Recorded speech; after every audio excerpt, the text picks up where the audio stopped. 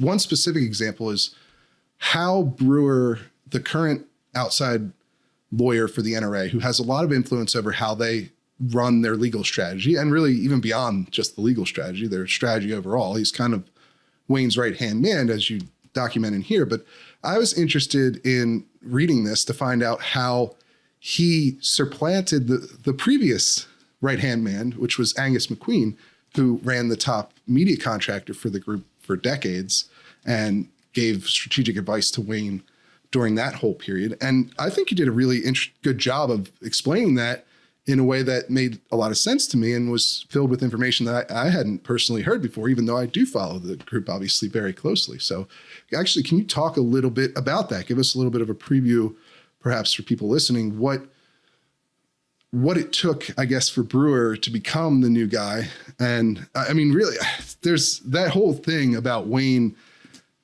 needing like an advisor, a top advisor. He's had, I guess the book lays out 3 different ones, right, throughout the years of him running the NRA.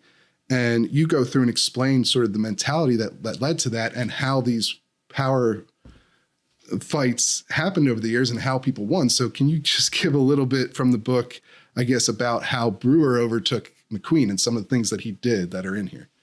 Yeah, well, as you may know, and as some of your listeners may know, Bill Brewer is the son-in-law of Angus McQueen, right, who is, for many decades, has been kind of the strategist.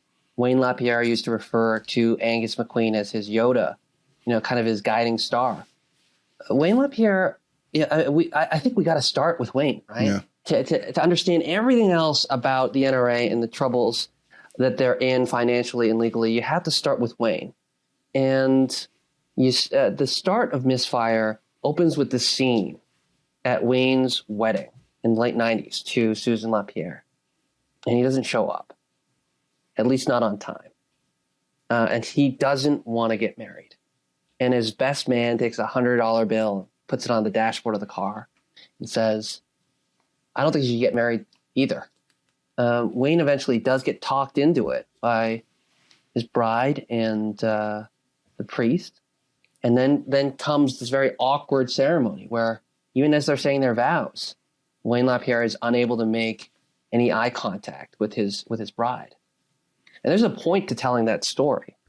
And part of that point is to describe Wayne's personality and character and how his flaws led directly, there's a direct line between his personality flaws and the way that the NRA has been run.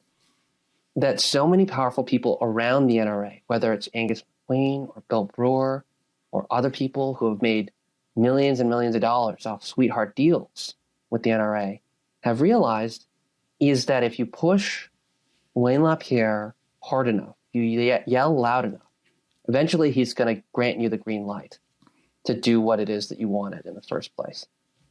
And he's someone who longtime associates have described as weak-willed and almost cowardly, a kind of deeply anxious person who needed a crutch, an advisor, someone to tell him what it is to do, to have confidence in his decisions. And for so many years, that person was Angus McQueen. Now, there's a big family rivalry between Bill Brewer and Angus McQueen that I go into in this book.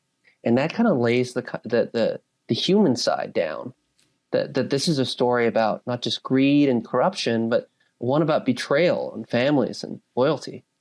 The story of Bill Brewer supplanting his father-in-law in their most important account, the National Rifle Association, and becoming Wayne's closest advisor, or at least one of his closest advisors. The story of Bill Brewer kind of inching in and taking over his father-in-law's business, or at least his father-in-law's contracts or money flows, while Angus McQueen is laying sick and dying, and ultimately Angus McQueen passes away in the course of events. Yes, and you even describe a pretty enthralling scene, I guess, that's filled with not just political drama, internal political drama of the NRA, but also family drama when Brewer serves McQueen with the second lawsuit as he's on his deathbed, essentially. Yeah, I mean, The book and the story of the NRA over the last few years is an incredibly dramatic one in which there was a great deal of intrigue and betrayal, and that's one of the incidents. In some ways, though, there are also like moments of weird comedy. There's an anecdote about Bill Brewer messing around with a firearm after having purchased a firearm, and there's being a negligent discharge in his own home, and him kind of freaking out and putting his firearm away, and later realizing that the round went through all of his very expensive suits.